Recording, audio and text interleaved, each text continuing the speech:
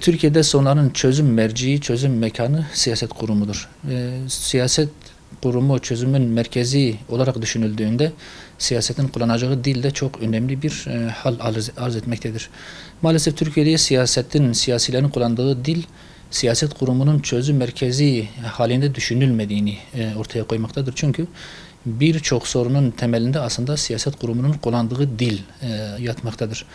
Bu nedenle bir tarihte de gördüğümüz gibi zaman zaman siyasilerin kullandığı dil toplumda ciddi kutuplaşmalara, gerginliklere sebep olabilmektedir. Bunun önüne geçilmelidir. Eğer siyaset kurumu çözüm merciği ise bu kurumda görevli olan, iş yapan siyasilerin kullanacağı dilin de buna göre olması gerekiyor.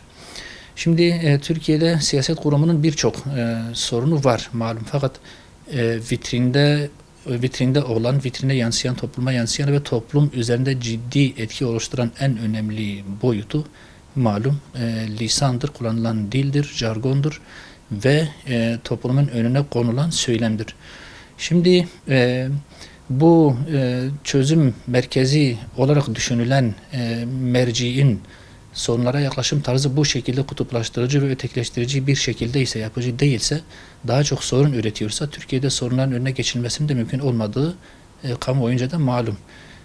Bu Türkiye'nin en fazla ihtiyaç duyduğu hususlardan bir tanesidir. Çünkü malum Türkiye'de kamuoyu, toplum çok kutuplu bir yapı arz etmektedir ve Türkiye kamuoyu provokasyonlara çok açık bir durumdadır. Bu hassasiyetin çok fazla ön planda tutulması, buna dikkat edilmesi öncelikli olarak siyasilerin vazifesidir. Hele hele siyasi partilerimizin başkanları, liderleri olan profillerin bu noktada çok daha fazla duyarlı ve dikkatli olması gerekiyor.